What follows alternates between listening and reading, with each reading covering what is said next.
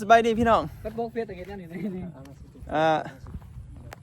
มาอันนั้นเนาะสีผ้ามาลินเหมือนมาลินหรอกมาคิดดูดินมันมาลินอยู่ทงไงทงหน้าให้เก่านี่เนาะมาถ่ายหูถ่ายห้อยแล้วบางทีนี่แบบวิวทงหน้านะแบบงามเนี่ยงามแรงวันนี้อากาศดีแบบก็เลยมาฮะคิดดูดินเบิ่งถ่ายเพราะว่าเห็นวิวมันงามอยู่บ้านเฮาเนาะเขามันกำลังงามมาเนาะก็เลยบางทีฮะแบบเขาเคี้ยวเบิดทงหน้านะแต่กะสิบ่มีหยังหลายหรอกกินนี่กันมาดินซื้อกันสิขี่รถถ่ายคลิปมันเสียงลมมันสิรบกวนนะเนาะก็เลยแบบเวใส่กัดสิถ่ายน้อยนึงหรือสิตาใส่กันเอากะสิเมื่อเนาะตอนนี้เนาะ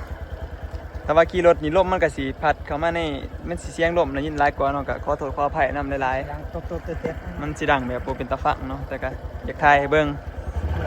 โอ้ยสิคอยขี่แล้วก็ถ่ายเบิ่งวิวลำทางเนาะเห็นป่ะงามเลยนะเบิ่ง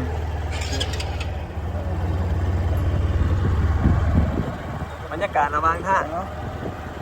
ที่ว่าดีหลายอากาศดีหลาย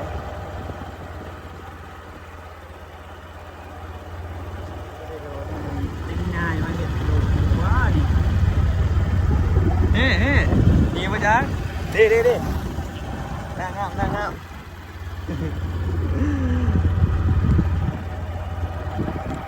บรรยากาศโอ้ดีนะตรงหน้าเคี้ยวขนาดสองฝากทางนี่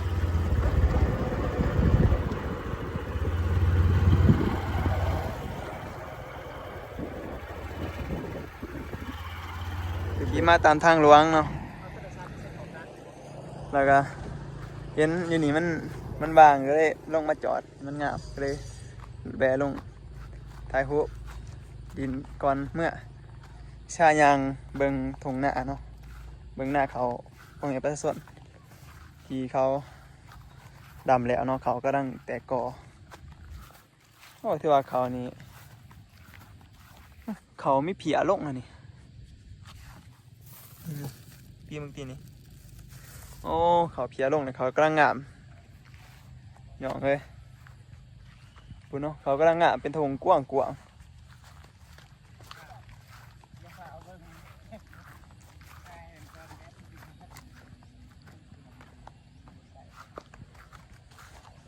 ตะเวนกำลังสิตกดินเนาะ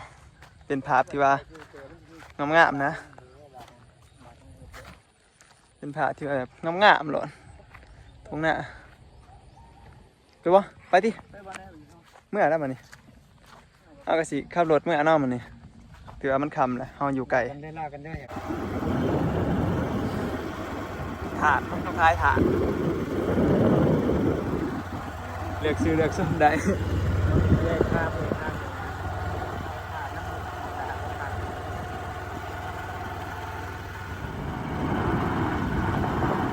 ก็บรรยากาศงามลายนะ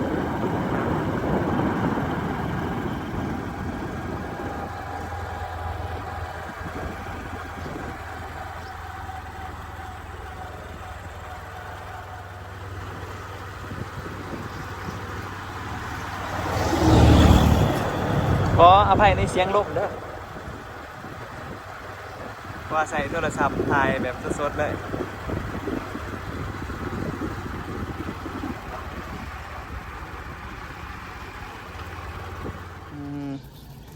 โอ้สื่นนะบาน มัดปากท้องมาเลยที่ไว้วันเด้อเดี๋ยวไป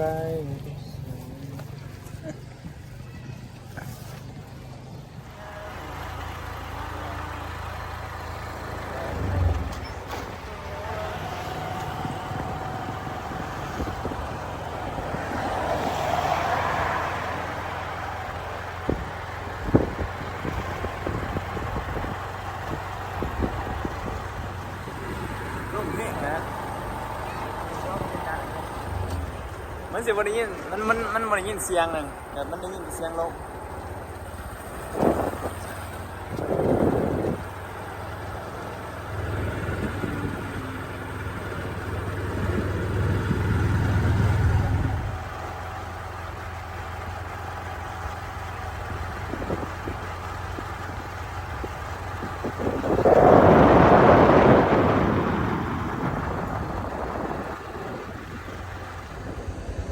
มุมนี่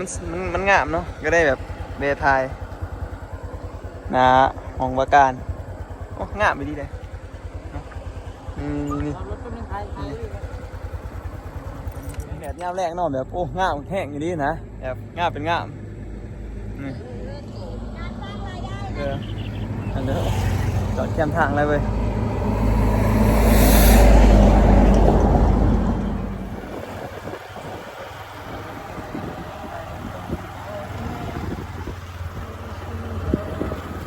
ขามกัวบรรยากาศดีนะมีแต่ธรรมศาสตร์เนาะธรรมศาสตร์ยังเขียวสดงดงาม